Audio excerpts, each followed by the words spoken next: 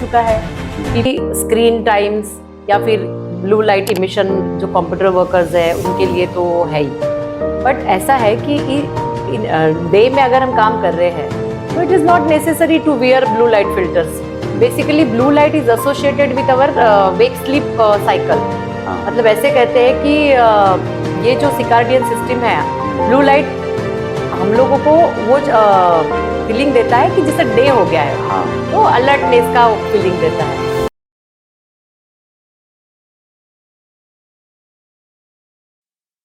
Welcome viewers, welcome to your favourite podcast channel unfiltered stories by Pankaj Manekar. दोस्तों, आज actual में हमारे साथ बहुत सारे मिथ बस्टर्स होने वाले हैं और ये पूरा पॉडकास्ट जो होने वाला है वो आपके आई साइट, आई विजन और आई केयर के बारे में होने वाला है. एक्चुअल में बहुत सारे कंसेप्शंस और मिसकंसेप्शन आई केयर के बारे में होते हैं. कभी आयुर्वेद और कभी हम कह सकते हैं एलोपैथी का बहुत सारा टकराव यहाँ पर होता है. पर एक साइंटिफिक स्टडीज क्या कहती है, क्या आपका आई केयर का नॉर्मल शेड्यूल या रूटीन होना चाहिए, इस बारे में एक कॉमन मैन की बहुत सी जो क्वेरीज है वो आज हम यहाँ पर डिस्कस करेंगे. और हमारे साथ है वर्धा के बहुत फेमस, बहुत popular doctor Mona Sune ma'am. Ma'am, welcome to our channel. First of all, thanks a lot for giving me your precious time. It's my privilege. So welcome to our channel, to Unfiltered Stories. Ma'am, without wasting a time, वैसे आपकी पहचान वर्धा में है बहुत अच्छे, मतलब हम कह सकते हैं कि एक ऑलरेडी बना हुआ आपके अराउंड एक ऑरा है. पर कई बार जो एक कॉमन पब्लिक है वो डायरेक्टली डॉक्टर से पूछते वक्त थोड़ी सी झिझकती है, थोड़ा सा अटक जाते हैं कहीं पे. मैं चाहता हूँ कि इस पॉडकास्ट के थ्रू एक common questioner, common myths, common conceptions के बारे में हम एक ऐसी चर्चा करें कि लोगों में एक अच्छा अवेयरनेस जाए और वो अपने आंखों के बारे में ज़्यादा अवेयर हो, ज़्यादा हम कह सकते हैं सतर्क रहे, और एक अच्छा, हम इसमें से एक बहुत अच्छा कंटेंट जो पब्लिक में जाना चाहिए वो हम क्रिएट कर पाए. सो मैम, जस्ट पहला question, without wasting a time, ऐसा लगता है आपको कई बार, या शायद मुझे ऐसा लगता है कि इतने में कुछ इन रिसेंट 10-12 ईयर्स में ग्लासेस पहनने वाले लोग अचानक से बहुत इंक्रीज हुए हैं. जैसे अगर एक क्लासरूम होता था पहले, लेट्स से कि यहाँ से 15-20 साल पहले, तो एक क्लासरूम में 50 बच्चों में हार्डली 5 बच्चों को आईवेयर्स होते थे. बराबर. अब ऐसा दिखाई देता है कि वो 50 में से 5 को नहीं होते हैं. I would say actually it's a fallacy. हाँ. एक तर growing population, okay. Population explosion हुआ है. हाँ. दूसरी बात, नियर वर्क जो है, जॉब्स जो है कंप्यूटर बेस्ड या academic also, it is also increase in these years. So health awareness भी बढ़ चुका है. People are going to the doctors, check कर रहे हैं, उनको पता चल रहा है कि दे हैव रिफ्रैक्टिव एरर्स. ये और एक इम्पोर्टेंट रीजन, अभी स्कूल हेल्थ प्रोग्राम्स में भी आई चेकअप्स कैंप बहुत ज्यादा होते हैं. इवन बिफोर एडमिशन ऑल्सो, अपने वर्धा में भी कुछ स्कूल्स है कि बिफोर एडमिशन ऑल्सो बच्चों का स्कूल आई चेकअप होता है.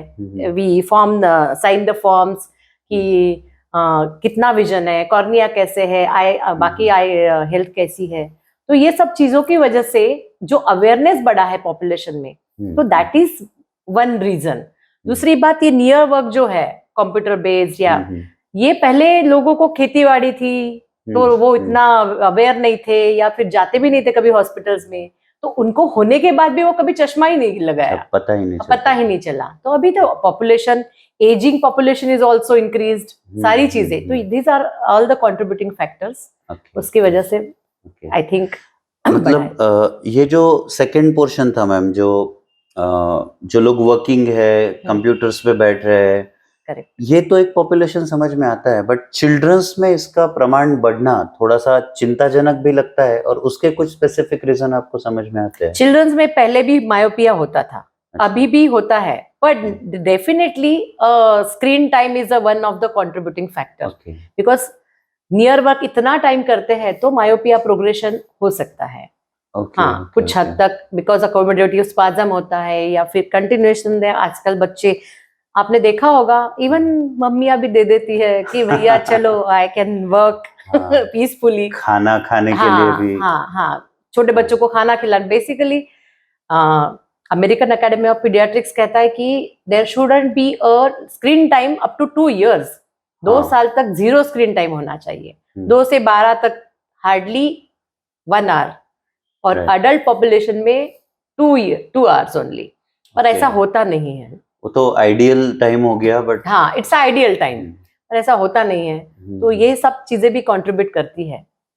हाँ, एक्चुअल में क्या, और दूसरी बात ये सब, सॉरी टू डिस्टर्ब, दूसरी बात, अभी ये चक्कर में अगर स्क्रीन टाइम बढ़ गया है, वीडियो गेम्स है, तो आउटडोर एक्टिविटीज बच्चों की काफी कम हो गई है, and that is the one of the contributing factor.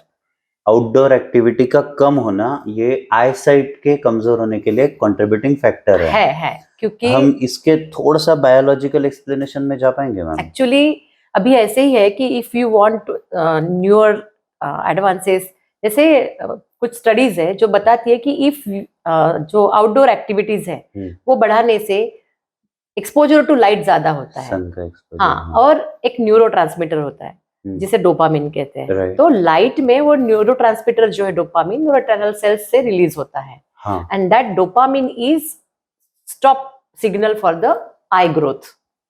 तो हाँ, myopia is basically what, elongation of the eye ball. हाँ, अगर हम लोग ब्राइट लाइट में जाते ही नहीं है तो that leads to progression of the myopia.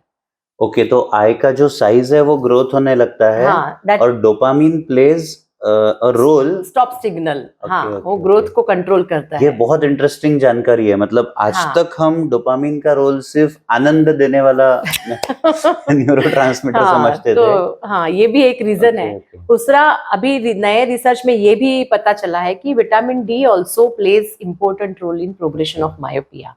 तो less vitamin D more myopia, ऐसे रिसर्च में पता चला है। तो that is also link to again sunlight.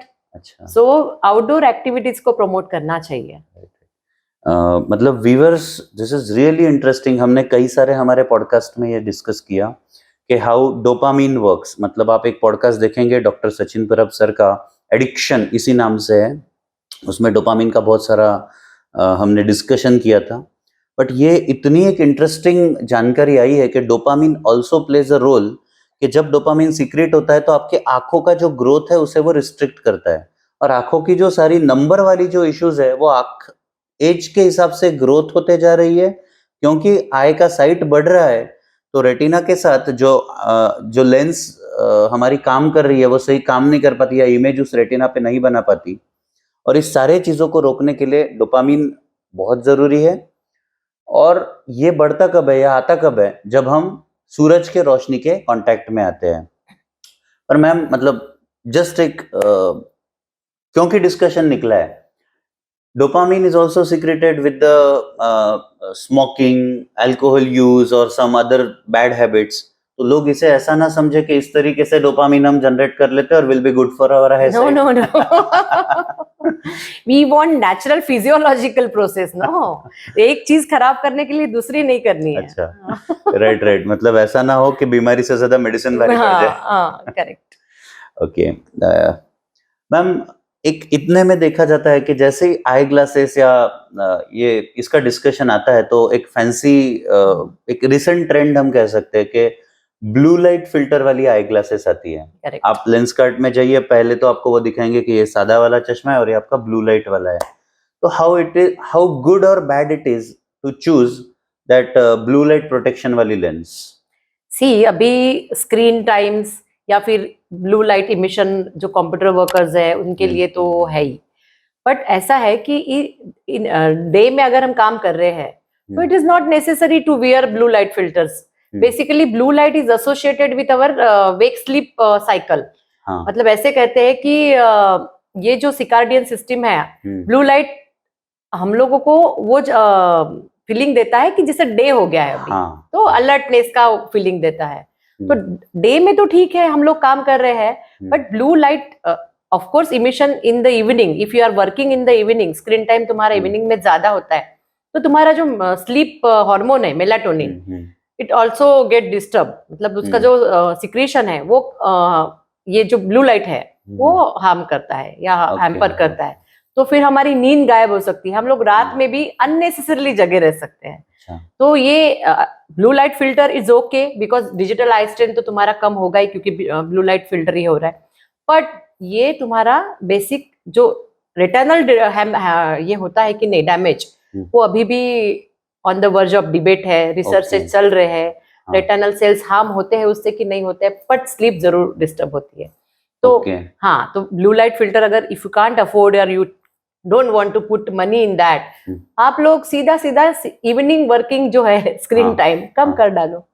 हाँ, मतलब कई बार ऐसा मन में आता है कि एक नॉर्मल सा फोन में ही ऑप्शन होता है कि आप ब्लू लाइट फिल्टर उसमें भी वाली होते स्क्रीन हैं, आप हाँ ऑन वो कर भी लीजिए। स्क्रीन है अभी, वो भी सारे मैक्सिमम स्क्रीन में आता है। You can control the colour temperature, right, तो वो भी एक ऑप्शन होता ही है। Right, right. तो ऐसा तो नहीं होता होगा, जैसे हमें पता है कि सर्केडियन साइकिल कैसे हमारी वेकअप हो रही है कि whenever we face ultraviolet rays, UV rays, तो माइंड को वो सेंसेशन जाता है कि this is a day time, आपको उठना है और काम हाँ, करना है। वही कंट्रोल कर रहा है। अब अगर हम सुबह से ही मान के चलो, ये मेरी जो अभी भी स्पेक्ट लगी है वो ब्लू लाइट फिल्टर की है, अब क्योंकि वो अल्ट्रावायलेट रेज मुझ तक नहीं जा रही, तो मेरा सर्केडियन साइकिल उस वजह से एक्टिवेट ही ना हो रहा हो, ये क्या उसका एक दुष्परिणाम होने का चांस है? Just a query. नहीं, ऐसा नहीं है। अच्छा, नहीं, अच्छा, वैसा वी आर फिल्टरिंग इट ना इन the evening, so melatonin production हो रहा है आपका। नहीं, थोड़ा सा मैं इस क्वेश्चन में रिवर्स जाता हूँ मैम। हाँ, मैं सुबह की बात कर रहा हूँ, जैसे सुबह मुझे नहीं, कंटिन्यूअस आप कितना टाइम लगाते हो ऐसे? आप उठे बराबर लगाते हो? वो फिजियोलॉजिकली बॉडी को या ब्रेन को सब पता होता है। हाँ, ये हैम्पर तब होता है when you are excessively using screen. Okay, हाँ हाँ, हाँ, हाँ, नहीं, ये एक बड़ा मिथ सा चलता है कि ब्लू लाइट लगाना चाहिए, नहीं लगाना चाहिए। इट्स देखो, अमेरिकन एकेडमी ऑफ ऑफ्थल्मोलॉजी में अगर आप जाओगे और पढ़ोगे तो उन्होंने सीधा बोला है कि if you want to get your sleep done, just reduce your evening screen time, खत्म। Okay. No need to bother about this blue light and all, है ना? ट्रू, हाँ पैसे बचा रही हूँ मैं लोगों के। That's great ma'am. एक और आता है कि कई सारे ऐसे एड्स चले बीच में कि आप ऐसा कोई एक्सरसाइज करिए, वैसा कोई एक्सरसाइज करिए, योगा करिए आंखों का, और आपकी नंबर रिड्यूस हो जाएगी। These are all myths. हाँ, क्या कोई ऐसा चांस है, कोई ऐसी एक्सरसाइजेस है जो ओवर द पीरियड आपके आंखों का नंबर रिड्यूस कर सकती है? These are all myths. These are all internet myths और this is social media myths और कोई बाबा जी लोगों के कि सन गेजिंग, बहुत लोग बोलते हैं सूरज को देखो आपको आपकी रोशनी बढ़ेगी, या फिर एक्सरसाइज करो आपका विजन बढ़ेगा, ऐसा कुछ होता नहीं है। अच्छा, ठीक है। नहीं, क्योंकि ये एक कॉमन जनरल चलते रहता है, व्हाट्सएप यूनिवर्सिटी हमें पढ़ाते रहती है। हाँ। उसका एक रिजल्ट है। हम लोग भी सीखते हैं कभी कभी। मतलब ये नहीं, व्हाट्सएप यूनिवर्सिटी का इतना गहरा प्रभाव है आज हमारे लाइफ पे, आई कैन सेंस दैट, के कई बार मेरी वाइफ मुझे अच्छा रिलेशनशिप में ऐसा कुछ होना चाहिए टाइप का रील भेजते रहती है। Now that happens, that is positive thing. नहीं, इफ इट इज पॉजिटिव। नहीं, those reels are positive, at least on camera I can say that. आगे बढ़ते हैं मैम। बहुत सारे ये आते हैं, आई ड्रॉप्स आते हैं। I am not talking about the actual allopathic eye drops जो हम कह सकते हैं आई स्पेशलिस्ट या ऑप्थेमोलॉजिस्ट सजेस्ट करते हैं, जो आयुर्वेद सजेस्ट करता है, या कुछ जैसे बीच में आया था दिव्य पतंजलि का दिव्य ज्योति, जिसमें कांदे का रस है और कुछ चीजों का नेचुरल चीजों का जूस है। अच्छा। और आप वो उसे डालोगे तो आंख साफ हो जाएगी, धीरे धीरे नंबर कम होगा, या व्हाटएवर कुछ बेनिफिट होंगे। How safe it is to use this kind of eye drops? First of all, not to comment on any Ayurvedic drugs as I am allopath, true allopath. पर फिर भी आप जो बोल रहे हो ओनियन का जूस एंड ऑल, ये इरिटेंट्स है ना, तो आप खुद ही ओनियन का जूस डाल के देखो एक बार। It contain sulphur compounds, sulphonic acid होता है, तो कोई भी इरिटेंट आप डालोगे तो will it be a good for your eye? नहीं ना, तो I don't recommend such things. जैसे आई ड्रॉप डाला, वो जलता है काफी देर, और दूसरी बात, ये लोग घर में भी करते हैं, कैरेट का जूस डाला, देन हनी ये डाला, वो डाला, हनी डाला, बट स्टेरिलिटी भी कोई चीज होती है, यू डोंट नो, उसमें कंटामिनेशन हो सकता है। और साइंटिफिकली कोई प्रूवन थिंग्स नहीं है, नहीं कि रिसर्च हुआ है बहुत सारा and then you are putting it, ये भी तो होना चाहिए। राइट।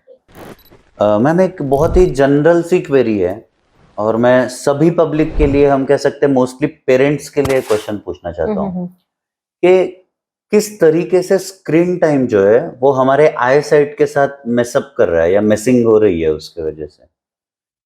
बेसिकली जितना स्क्रीन टाइम उतना आपका ब्लिंकिंग रेट कम, आई स्ट्रेन होगा, digital eye strain. Blinking rate means we can मतलब से हम लोग जो पलक झपकाते हैं तो उसका नेचुरली हम लोग कोई चीज जैसे देख रहे हैं तो हमारा ब्लिंकिंग रेट या पलक झपकाना अपने आप कम हो जाता है। राइट।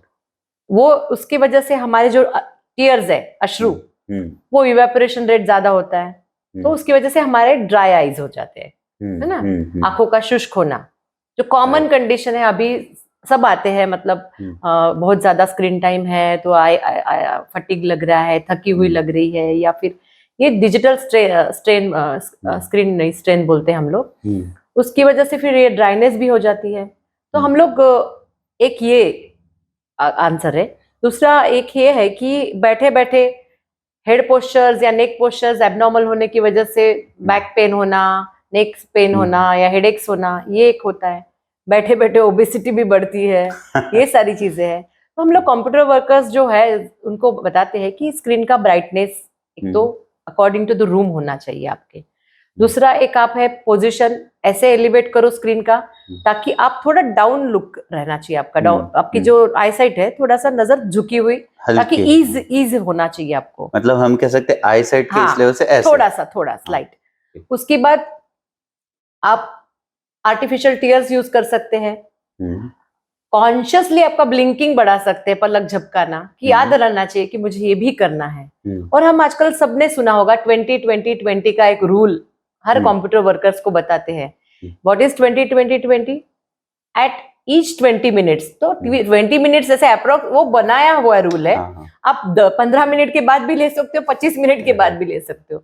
तो एक 20 मिनट के बाद 20 सेकंड के लिए 20 फीट दूर देखिए आप, अप्रोक्सीमेटली 20 फीट नहीं, पर एक डिस्टेंट ऑब्जेक्ट को आप घर में कहीं पे भी या विंडो के बाहर देखिए या एक चक्कर मार के आइए। So you take a break, conscious breaks. इसमें आपका जो फटीग है या अकोमोडेशन, हमारी जो मसल्स काम करते रहती है आई की नियर विजन के लिए, वो भी स्पाज्म में रहती है, तो उसको भी थोड़ा रेस्ट मिलता है। और हम लोग मेक इट श्योर कि आपको अगर बहुत रेगुलर कंप्यूटर यूजर्स हो तो आर्टिफिशियल टीयर्स आते हैं कार्बोक्सीमिथाइल सेलुलोज या हाइलुरोनिड्स के, तो ये डालना चाहिए। हाँ, और रेगुलर आई चेकअप्स, अगर आपको नंबर है तो वो उसको करेक्ट करना चाहिए पहले तो आपने, तो ये सब जरूरी है। पीरियोडिक आई चेकअप्स करना चाहिए। इसी आई केयर में थोड़ा सा और मतलब बहुत रेगुलर क्वेश्चन है, बट मैं चाहता हूं कि आप इसको थोड़ा सा और मतलब लंबा इलेबरेट करिएगा। Diabetes, how it is really affecting our eyes, eyesights, और ओवर द पीरियड उसका एक प्रोलॉन्ग इफेक्ट कैसे बढ़ते जाता है, और उसी को रोकने के लिए हम क्या मेजर्स ले सकते हैं? डायबिटीज आपको इंडिया तो पता है कि डायबिटिक हब है, कैपिटल है ना, कैपिटल है। तो डायबिटीज की वजह से हमारी रेटिना की जो स्मॉल वेसल्स है, ब्लड वेसल्स, उसको अफेक्ट होता है। तो उसकी वजह से या तो रेटिना में ब्लड जमा हो सकता है, उसके ग्रेड्स होते हैं, early, moderate, mild, moderate, severe. तो माइल्ड ग्रेड में सिर्फ तुम्हारे वो जो लीजन्स होते हैं छोटे छोटे, उसके बाद मैक्यूलर एडिमा, लीजन्स होते हैं, लीजन्स मतलब एक छोटे छोटे गुठलियां टाइप्स दिखती है। अच्छा। खून की। हाँ। बाद में वो हिमरेजिक हो जाता है या रेटिना में खून जमा हो जाता है, और फिर उसकी वजह से रेटिना पे सूजन भी आ सकती है, जिसे हम मैक्यूलर एडिमा बोलते हैं। एडवांस स्टेज में ये जो हेमरेजेस है ये न्यू वेसल्स फॉर्म करती है, मतलब जो रेटिना में जो कंडीशन बन जाती है हाइपोक्सिक, उसकी वजह से नए वेसल्स बनते हैं छोटे छोटे। अच्छा। और वो बाद में ब्रेक होते हैं। तो उसकी वजह से रेटिना में भी हेमरेज होता है, और जो अपना जेल होता है विट्रस आंखों का, उसमें भी पूरा ब्लड हो सकता है, उसे विट्रियस हेमरेज बोलते हैं। हाँ। लेटर स्टेज में ये जो वेसल्स है ये सब ट्रैक्शन फॉर्म होते हैं, बैंड्स होते हैं, फाइब्रस बैंड्स तैयार होते हैं। तो रेटिना खींच के वो रेटिना उखड़ भी सकता है, जिसको रेटिनल डिटैचमेंट बोलते हैं। तो ये माइल्ड से सीवियर ग्रेड तक का इसका ये होता है। जितना डायबिटीज का ड्यूरेशन है, जैसे आफ्टर 5 years उसके उतने डायबिटिक रेटिनोपैथी बनने के चांसेस ज्यादा है। ओके। हाँ, तो ऐसा है कि इंडिया में प्रिवेलेंस जो है डायबिटिक रेटिनोपैथी का अभी 12.5% है। Okay, it's quite high, right, है ना। तो अभी क्या करना चाहिए, जिसको डायबिटीज है उसका eyes are normal, retina normal है, फिर भी एनुअली चेकअप करना चाहिए। यू नेवर नो कि आपका कब कहाँ एक आधा लीजन दिख रहा है या फिर आपको आगे की ट्रीटमेंट लेने की जरूरत है, नहीं है।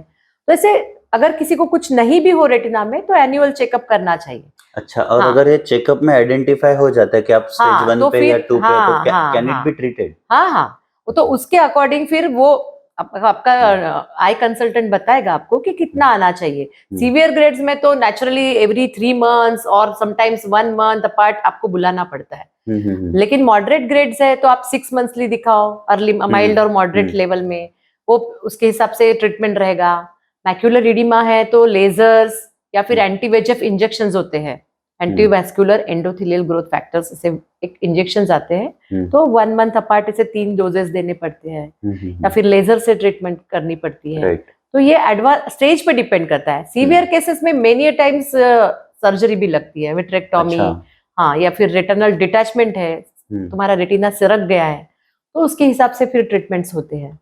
हाँ, मतलब ये बढ़ते बढ़ते बढ़ते आपको ऑलमोस्ट रोशनी छीनने तक एक्चुअली, हाँ, पूरा परमानेंट लॉस ऑफ विजन भी हो सकता है। इसीलिए सबसे पहले तो आपने ब्लड शुगर एकदम रेगुलर चेक करना चाहिए, उसके बाद कंट्रोल भी करना चाहिए। और बहुत बार देखा है मैंने, अभी भी आते हैं पेशेंट्स ऑपरेटिव के लिए आते हैं, कैटरेक्ट सर्जरी के लिए आते हैं, वो डायबिटिक है, सब है, एंटी डायबिटिक्स पे भी है, पर उनका शक्कर वाली चाय बंद नहीं होती है, शक्कर की जगह गुड़ यूज करते हैं तो गुड़ भी नहीं यूज करना है। तो ये सब है, राइट ना। तो basically you have to be strict glycaemic control तुम्हारा होना चाहिए, नहीं तो कोई फायदा नहीं है। Very true.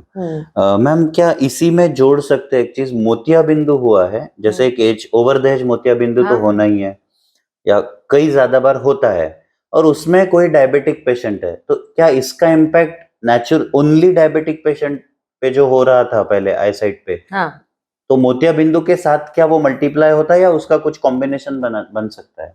नहीं, अगर डायबिटिक रेटिनोपैथी ऑलरेडी है पर साइट उससे नहीं गई है, मतलब ग्रेड्स पे डिपेंड करता है और कहाँ पे है। मैक्यूलर एडिमा है तो उसकी वजह से भी साइट जा सकती है, और कैटरेक्ट वो और एड ऑन होगा नेचुरल। मैम, इसी में जोड़ते हुए मुझे एक और एक्चुअल में क्वेरी है कि क्या कैटरेक्ट और साथ में डायबिटीज, इसका कोई कंबाइंड इफेक्ट अलग से आता है और कुछ अलग से बीमारियां बनती है? बेसिकली देखो, डायबिटिक पेशेंट्स में कैटरेक्ट अर्ली आने के चांसेस है, अच्छा, है ना, ड्यू टू प्रोलॉन्ग्ड हाइपरग्लाइसीमिया या शुगर लेवल बहुत ज्यादा बढ़ने से। दूसरी बात, अगर कैटरेक्ट भी है और डायबिटिक रेटिनोपैथी भी है रेटिना में, तो नेचुरली जो विजन जाता है वो एड ऑन ही होगा। उसका तो इसीलिए पहले हम लोगों को depends on the grades of cataract also. अगर मैच्योर कैटरेक्ट है तो पीछे का कुछ नहीं दिख रहा है तो हमको पहले कैटरेक्ट सर्जरी करनी है। लेकिन अगर इमैच्योर कैटरेक्ट है तो अगर हम लोग रेटिना विजुअलाइज कर रहे हैं तो डिपेंड्स ऑन दैट ग्रेड, हमको पहले रेटिना ट्रीटमेंट करना चाहिए कि पहले कैटरेक्ट करना चाहिए, वो डिपेंड करता है। क्योंकि बहुत बार अगर डायबिटिक रेटिनोपैथी है तो कैटरेक्ट के बाद वो वर्सन हो सकती है। हाँ, इसीलिए हमको पहले वो भी ट्रीट करना चाहिए। ट्रू। थोड़ा सा मैम अब बीमारियों से निकलते हैं और कुछ इंटरेस्टिंग और मतलब पोर्शन में जाते हैं। कौन से फूड की चॉइसेस हमने करनी चाहिए for a proper I care routines?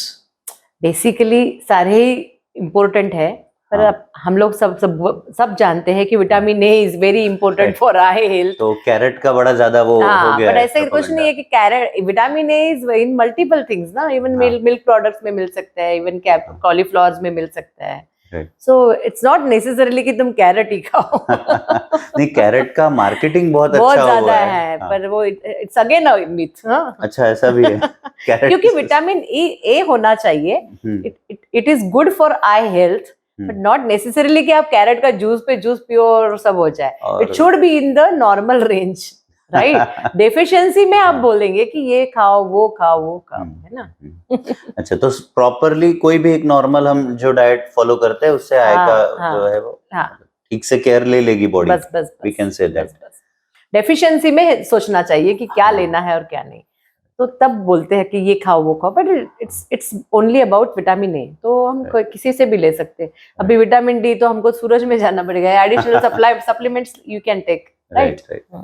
D3 के तो अभी ऑलरेडी मतलब मुझे लगता है कि बहुत सारी हाँ, इवन बोन्स तो इम्पोर्टेंट। हाँ मैम, थोड़ा सा ऐसा चलते हैं, क्या बहुत सारे इंटरेस्टिंग कुछ मिथ्स आपके सामने थ्रू इंटरनेट आपने कभी देखे हैं? हाँ, जो इंटरनेट से आप तक पहुंचे और आपने सोचा अरे यार ये क्या है, ऐसा तो कभी इंटरनेट से नहीं। हाँ, बहुत सारे आते हैं, फिर वो हमारे आई ग्रुप्स पे, ऑफ्थेल्मिक ग्रुप्स पे डिस्कशन होता है उस पे कि ऐसे होते कि ड्रॉप डाला एंड रिफ्रैक्शन गया, मतलब नंबर गायब हो गया, या नंबर कम हो गया, ऐसे बहुत सारे होते हैं। तो कुछ इंटरेस्टिंग मिथ्स मैं सुनना चाहता हूँ एक्चुअल में ऑडियंस के साथ। एक्चुअली यही इंटरेस्टिंग मिथ्स है कि गाजर का रस डालो, सन गेजिंग करो, नंबर कम हो जाएगा, ऐसे करो, ये एक्सरसाइज करो, ऐसे कुछ होता नहीं है। अच्छा। फिर ऐसे भी है कि आई डोनेशन से रिलेटेड एक बहुत बड़ा मिथ है कि मतलब इट इज वेरी इंपॉर्टेंट कि आंखें निकाल के अगले जन्म में भी तुम अंधे रहोगे या फिर ऐसे ही आओगे, तो इट्स नथिंग लाइक दैट ना। ये इम्पोर्टेंट इसलिए है कि I think there should be promotion for eye donation. Actual में आई डोनेशन पे एक बहुत इंटरेस्टिंग क्वेश्चन था, पर हम लेंगे उसे ओवर द पीरियड। मैम, एक और जनरल क्वेरी है कि if I have to choose between spectacle and contact lenses, what should I choose and why? Actually both are good, दोनों अच्छे हैं। इट अपनी basically it depends on lifestyle, आप क्या प्रोफेशन में हो, है ना। बेसिकली स्पेक्टेकल जो है easy to wear, easy to handle, बस जो रीम होता है it can obstruct the peripheral vision. Contact lens में यू गेट नेचुरल विजन, मतलब कोई रीम नहीं है आजू बाजू, तो ब्लॉकेज नहीं है ना। पर आप अगर देखोगे तो कॉन्टैक्ट लेंस से रिलेटेड प्रॉब्लम्स भी है। आइस जो सॉल्यूशन होता है कॉन्टैक्ट लेंस का, उसकी एलर्जी हो सकती है, डालते डालते आपको ट्रॉमा हो सकता है, इंजरी हो सकती है, इन्फेक्शंस भी हो सकते हैं। बट उसके अपने एडवांटेज है कि जैसे स्पोर्ट्स वियर पर्सन है तो उसको कॉन्टैक्ट लेंस से ही अच्छा है, इजी टू प्ले। या फिर कोई फिल्म इंडस्ट्री है या एक्टर एक्ट्रेसेस है तो उनको भी लुक्स में वो ज्यादा cosmetic effects. So pros and cons दोनों के हैं अपने अपने, और दोनों अपनी अपनी जगह बराबर है। Depends on, in kids I would recommend spectacles only. Occasionally जैसे बच्चों को, लड़कियों को स्पेशली होता है कि मुझे फंक्शन में जाना है, then it's okay to wear the contact lens once in a while. Otherwise I think spectacles are better. Okay, क्या मैम ये डिफरेंट कलर के जो लेंसेस पहनते हैं कुछ, उससे कोई हार्म है या दैट्स ओके? कलर से कोई cosmetic purpose only, a day पर कुछ से कुछ, that doesn't carry any harmful things. नहीं कलर वाइज वगैरह नहीं। ओके, क्योंकि बेसिकली वो हमको कलरफुल दिखते हैं, उनको जैसे हम दिखते हैं वैसे ही होते हैं, क्योंकि जो प्यूपिल होता है बीच का वो तो ट्रांसपेरेंट होता है ना। Okay that is okay. Ma'am, थोड़ा सा आगे बढ़ते हैं कि क्या हम किसी तरीके से लाइक कुछ टेक्निक से, कुछ सर्जरी से परमानेंटली आंखों का नंबर रिड्यूस कर सकते हैं? हाँ, basically there are surgeries also, laser procedures also, जैसे कि लेसिक है, लेजर इन सिटू केराटोमियोसिस, या फिर स्माइल, अभी स्माइल और सिल्क सर्जरीज है, तो ये सारी चीजें हैं। फिर आईसीएल भी है, तो ये सारी चीजों से हम लोग नंबर कम कर सकते हैं। अच्छा, थोड़ा सा मैम डिटेलिंग करेंगे हम कि क्या लेसिक सर्जरी होती है, क्या आईसीएल होता है? हाँ, LASIK surgery is basically reshaping of the cornea using excimer laser, और सिल्क सर्जरी में फेम्टोसेकंड लेजर होता है। Can we simplify it? एक महंगा है, एक लेजर्स बेसिकली अलग अलग टाइप के होते हैं। Femtosecond is the latest version, और बहुत कम इसमें फ्रीक्वेंसी होती है उसकी। तो एक लेंटिकुल बोलते हैं उसको, एक ओवल शेप्ड या कॉर्निया का एक पोर्शन स्मॉल इंसिजन से निकालते हैं सिल्क में, और LASIK में एक फ्लैप बनाते हैं, कॉर्नियल फ्लैप्स बनाते हैं। तो कॉर्नियल फ्लैप मींस एक कवरिंग होगी कॉर्निया हाँ, के ऊपर। इपिथेलियल फ्लैप जो बनाते हैं तो वो 300 डिग्री होती है, तो बड़ा हाँ। होता है इंसिजन। अच्छा और सिल्क में हार्डली 60 डिग्री में होता है, तो अच्छा इट्स अ स्मॉल इंसिजन। तो रिकवरी फास्टर है सिल्क में, बस Okay. कॉस्ट भी ज्यादा है। ओके तो एक नॉर्मल इंसान अगर जाता है, लेट्स से कि एक मिडिल क्लास इंसान है जो महीने का 50,000 रुपया कमा रहा है, उसे अगर कोई सर्जरी करनी है नंबर रिड्यूस करने के लिए, तो वो सिल्क करे या LASIK और PRK okay PRK is photo same as LASIK, as good as LASIK। उसमें सिर्फ हीलिंग प्रोसेस ज्यादा लंबा हो जाता है। अच्छा हाँ, and what is it this hype about ICL technology nowadays? ICL is implantable collamer lenses basically. ये अपना जो आइरिस होता है, जो अंदर दिखता है पुतली ब्लैक कलर की या ब्राउन कलर की, डिपेंड्स ऑन पर्सन, तो उसके पीछे और अपने क्रिस्टलाइन लेंस, मतलब अपना जो लेंस होता है नॉर्मल, उसके बीच में ये लगाते हैं टू रिड्यूस दी पावर, मतलब अपना Okay. जो नंबर है। हाँ ये एक्चुअली उनके पेशेंट्स के लिए कंसिडर करते हैं जो फिट नहीं है LASIK के लिए या Okay. PRK के लिए हाँ। या सिल्क के लिए। Ma'am is it like something के स्फेरिकल और सिलेंड्रिकल जो हम कहते हैं हाँ। नंबर्स या हम्म, तो कुछ ही टाइप ऑफ हम कह सकते हैं मायोपिया में वगैरह हम ये सर्जरी से नंबर हटा सकते हैं, अगर उसमें सिलेंड्रिकल है तो शायद नहीं होता, नहीं ऐसा नहीं कुछ नहीं, होता ऐसा कुछ नहीं है। अप टू हाँ। 6 डायप्टर सभी सर्जरीज में सिलेंडर हट सकता है। है ओके हाँ हाँ, ओके ओके एंड क्योंकि लेंसेस में भी टोरिक लेंसेस आए हुए हैं, एस्टिग्मेटिज्म उसमें भी करेक्ट होता है। इवन कैटरेक्ट सर्जरी में भी टोरिक लेंसेस आए हुए हैं, ओके तो उसमें भी astigmatism we can reduce. Can we थोड़ा सा इसको और सिंप्लीफाई करें कि टॉरिक लेंसेस और अस्टिग्मेटाइजेशन, इसको हम जनरल भाषा में पब्लिक को हम कैसे समझाएंगे? एस्टिग्मेटिज्म मतलब अपना जो कोई भी कॉर्नियल कर्वेचर है या कोई भी रिफ्रैक्शन सरफेस जो है वो एब्नॉर्मल है। हाँ हाँ, तो सिलिंड्रिकल लेंस आता है, एक स्पीयर होता है, एक सिलिंडर होता है। हाँ जो सिलिंड्रिकल लेंसेज जो है वो एस्टिग्मेटिज्म हम में Okay. आते हैं, तो वो हाँ। करेक्ट करते हैं। तो अच्छा हाँ, मतलब एक नॉर्मल लेंस डाल दिया 20 डायोप्टर्स पर उसको कर्वेचर के भी प्रॉब्लम्स है, तो वो जो कर्वेचर रिलेटेड जो लेंस पावर आ रहा है -2 या -3, वो उसमें कवर हो जाएगा। ओके हाँ, that is what toric toric lenses are. Lenses पर। ओके वेरी हाँ, इंटरेस्टिंग। हाँ। ये सर्जरीज किस एज से हम कर सकते हैं, लाइक बच्चों में करना कर सकते हैं ताकि लाइफ टाइम, या नहीं। फिर कुछ एज के बाद करना नहीं, सही होगा? रिफ्रैक्टिव सर्जरीज आपको अबव 18 ही करनी है, अच्छा बिकॉज हमारा जो स्पेक्टेकल प्रिस्क्रिप्शन है, मतलब नंबर है, it should be constant for an year. Okay हाँ, मतलब अगर वो चेंजिंग है तो फिर मतलब नहीं है ना, क्योंकि हम वंस इन एक ही बार कर सकते हैं, कोई भी रिफ्रैक्टिव सर्जरी हम बार बार नहीं कर सकते, because we are reshaping cornea laser से, वो भी तो उसका कॉर्निया का एक पर्टिकुलर थिकनेस है ना, बराबर डिपेंड्स ऑन कितना ना है माइक्रॉन्स, 450 है 550 है, तो वो भी थिकनेस भी मैटर करता है। हम एक ही बार कर सकते हैं रिशेपिंग। हम अगर वो प्रोग्रेशन में है तो आज कर लिया, 0 हाँ। कर दिया, हाँ। वो प्रोग्रेशन में हो सकता है 1 साल बाद वो -1 दिखाए, 2 साल बाद। तो बच्चे का नंबर चेंजिंग है तो हाँ, दैट्स नॉट सेफ। नहीं, at least we have to wait for a constant prescription, 1 साल के लिए होना ही चाहिए।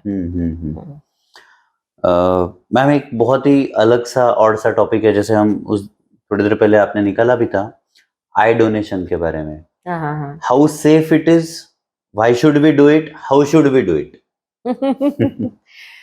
Actually it's a safe procedure, मरणोपरांत होतं ते है ना, मरने के बाद ही आप प्लेज कर सकते हो। अगर आप आई डोनेशन करना चाहते हो आपके मरने के बाद, तो आप आपकी आंखें प्लेज कर सकते हो, या तो आप डायरेक्टली ऑनलाइन किसी आई बैंक से ये कर सकते हो, या फिर जाके कर सकते हो, फॉर्म भर सकते हो। आई डोनेशन फोर्टनाइट भी होता है, 15 म्हणतात त्याला, वो भी होता है। तो आप अपनी आंखें प्लेज करो, आपके घर वालों को बता के रखो, so that they can contact the I bank आपके मरने के बाद। तो आई बैंक वाले आते हैं, वो निशुल्क होता है, डोनर को भी कोई पैसा नहीं जाता है, और वो जो निकाल के ले जाता है वो भी कोई चार्ज नहीं करता है।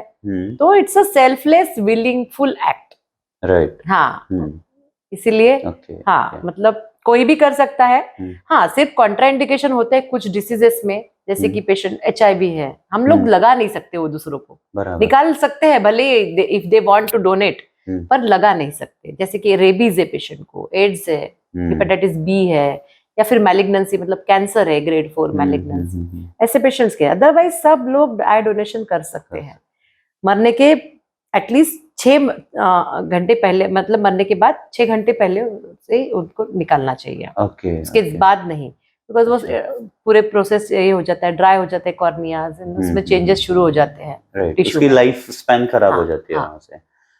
मैम क्या आई डोनेशन में भी ब्लैक मार्केट एक्टिवेटेड है?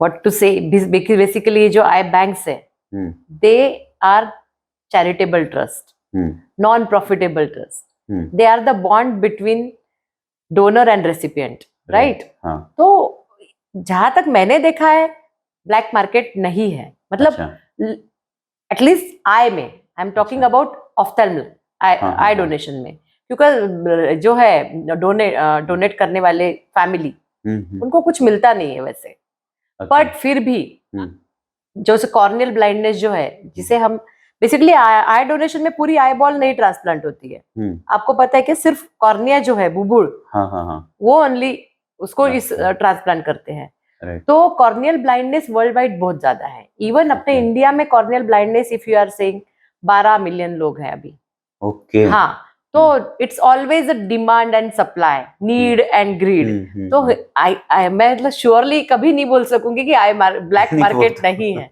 और हो सकता है कहीं तो भी पढ़ा भी था मैंने कि ऐसे कॉप से बॉडी 7 बॉडीज मिली है विदाउट आईज, इसका मतलब ब्लैक मार्केट कहीं ना कहीं है। Sri Lanka is the country where highest eye donations are there.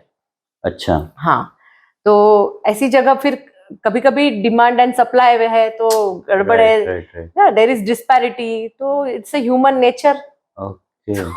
अब मैम एक इसमें आई डोनेशन के बारे में एक बहुत सिंपल सी क्वेरी थी, जैसे अगर कोई इंसान बहुत बूढ़ा होके ही एक्सपायर्ड और उन्होंने वो अपनी आंखें डोनेट करके रखी थी, प्लेज करके रखी थी, तो मान के चलते 80-85 साल के कोई बूढ़े पके हुए इंसान स्वर्गवासी हुए और उनकी आय हमने निकाली और किसी यंग पर्सन को लगाई, तो कितने देर तक वो सच में आय का लाइफ स्पैन होता है, या ऐसा कुछ होता भी है लाइफ स्पैन वगैरह? जनरली हम लोग जब लगाते हैं तो ये भी एक कंसिडरेशन फैक्ट होता है कि वो कॉर्निया की हेल्थ कैसी है, वो किस एज ग्रुप का है, क्योंकि जो एंडोथेलियल सेल काउंट होता है कॉर्निया का, वो बहुत मैटर करता है, क्योंकि हम किसी को लगा रहे हैं तो वी नीड गुड कॉर्नियाज।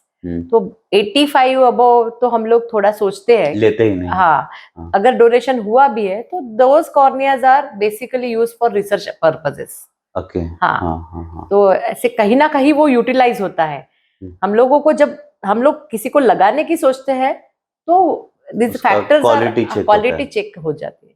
अच्छा, हाँ, नहीं मतलब ये क्वेश्चन क्यों आया मेरे मन में कि कई बार ऐसा लगता है कि अगर कोई बहुत ऐसा मान सकते हैं किसी यंग बंदे को हमने, यंग कॉर्नियाज आर बेसिकली आइडियल, जो एक्सीडेंट्स में जाते हैं लोग, हाँ, तो वो जनरली प्रीफर होते हैं।